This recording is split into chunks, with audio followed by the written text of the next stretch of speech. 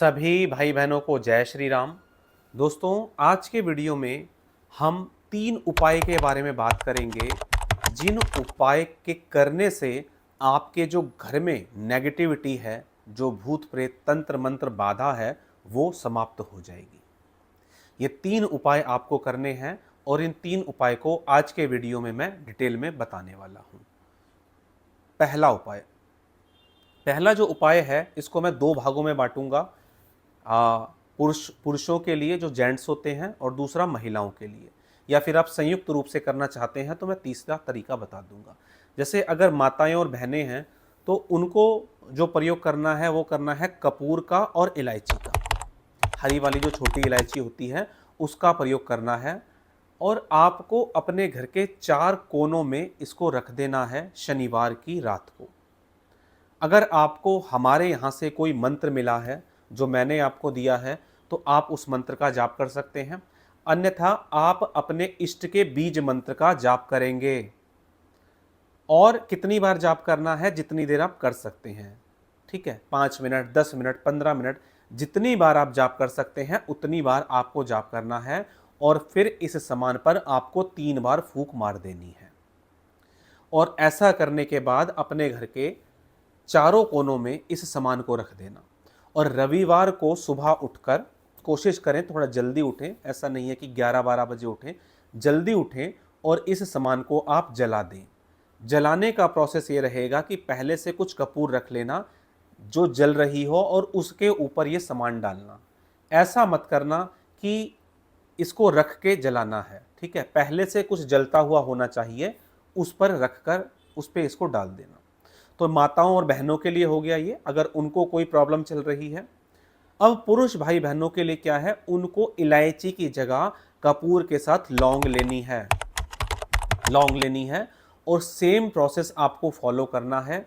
मंत्र को पढ़ना है, 3 बार फूंक मारनी है और घर के चारों कोनों में रख देना है शनिवार की रात को। और रविवार को, संडे को सुबह उठकर इसको जला देना है, अपनी समस्या का ध्यान करते हुए कि मुझे ये अमुक समस्या चल रही है या मेरे घर में ये अमुक समस्या चल रही है, इसका समाधान हो, ऐसी अपने इष्ट से आपको प्रार्थना करनी है। अब आप चाहते हैं कि इस उपाय को संयुक्त रूप से कर लिया जाए। संयुक्त रूप से किस प्रकार से? कि घर में माता बहनें भी हैं, पुरुष भी हैं, तो आप चाहते हैं कि सबका उपाय एक साथ हो जाए। इसके लिए आपको क्या करना है? आपको लौंग, कपूर और इलायची संयुक्त रूप से ले लेनी है।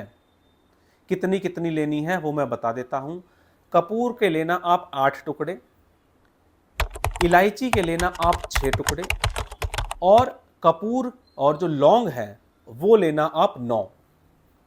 ये जो संख्या है ये आप लिख कर रख लीजिए और फिर इसका आपको प्रयोग करना है।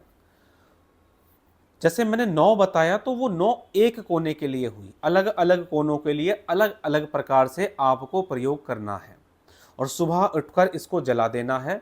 तो ये मैंने आपको पहला उपाय बता दिया। हमारे यहाँ अभिमंत्रित लौंग मिलती हैं। जिन भाई बहनों को पुरानी कोई समस्या चल रही है, शारीरिक संबंधित जैसे कोई बीमारी चल रही है, तो वो स्क्रीन पर दिए गए नंबर पर व्हाट्सएप करके प्राप्त कर सकते हैं। दूसरा उपाय मैं बताता हूँ कि आपको घर में धूनी ज़रूर करनी है। धूनी के कुछ मैं बेसिक कंपोनेंट बता रहा हूं जो आपको लेने हैं। क्या लेना है आपको? लिख लीजिए।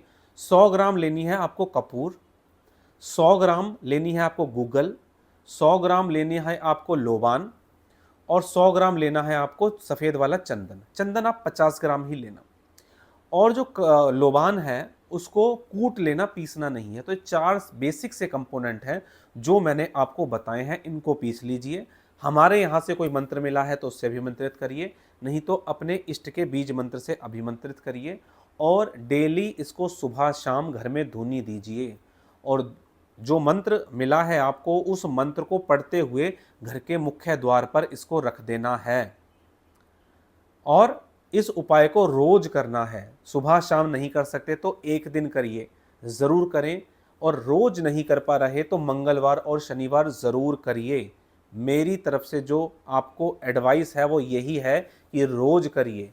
हमारे यहाँ अभिमंत्रित धुनी मिलती है जिसको मैं काफ़ी सारी चीज़ें मिलाकर बनाता हूँ और फिर उनको अभिमंत्रित करता हूँ। अभिमंत्रित करने का मतलब ये है कि उनको किसी व्यक्ति विशेष के नाम से जब आप अपना कोई एड्रेस भेजते हैं, नाम भेजते हैं, तो उसको विशेष मंत्र से अभिमंत्रित किया जाता है, ताकि आपकी जो घर से संबंधित समस्या चल रही है नेगेटिविटी की, वो समाप्त हो जाए। तो जो भाई बहन अभिमंत्रित धूनी लेना चाहते हैं, वो स्क्रीन पर दिए गए नंबर पर व्हाट्सएप करके धूनी प्राप्त कर सकते हैं। तो ये हो गया दूसरा उपाय। तीसरा और जो अंतिम उपाय मैं आपको बताने वाला हूँ, उसे आप ध्यान से सुनिए।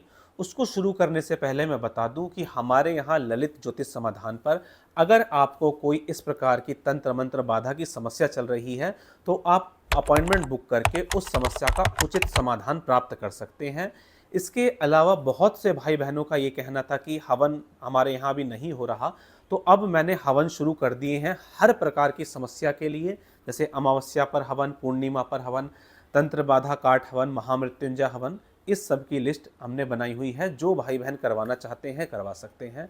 तीसरा और जो अंतिम उपाय मैं आपको बताने वाला हूँ ये है कि अगर आपके घर में कोई बहुत पुराना कोई धागा, ताबीज़, यंत्र पड़ा हुआ है, कोई नारियल पड़ा हुआ है, कोई शंख है, या कोई भी ऐसी चीज़ है पूजा पाठ में जिसका आप प्रयोग नहीं करते, किसी ने बता दिया शंख ले आओ, शंख बजाना नहीं आता, बजाना आता है तो उसका प्रयोग करना नहीं आता, प्रयोग करना आता है तो उसके रिचुअल्स नहीं पता। रिचुअल्स का मतलब होता है कि उस शंख का आपको कैसे प्रयोग करना है। मान लीजिए आपने किसी भगत से या किसी गुरु से वो शंख लिया, उसने आपको बताया कि इस शंख पर ये फूल चढ़ेगा, ये धूप बत्ती जलेगी, ये अगरबत्ती जलेगी, ये जोत जलेगी, इस दिन ये इसके रिचुअल्स हैं। तो कुछ रिचुअल्स होते हैं हर चीज़ के, वो नहीं पता तो अच्छा होगा वो किसी के कहने पर चीज़ घर में ना रखें। घर में नारियल स्थापित कर दिया है, 1 साल से नारियल रखा हुआ, सड़ गया होगा, अंदर से नेगेटिविटी फैलाएगा, उसको घर में से फेंक दो। कहीं से कोई कवच मंगाया, कहीं से कोई सामान मंगाया, कहीं से कोई राख मंगाई, कहीं से कुछ भी मंगाया, काफ़ी टाइम हो गया है, तो उसको उतार दो, नया चेंज कर लो, या तो वहीं से ले लो या कहीं और से मंगा लो। लेकिन बहुत लंबे टाइम तक चीज़ों की शक्ति नहीं बनी रहती।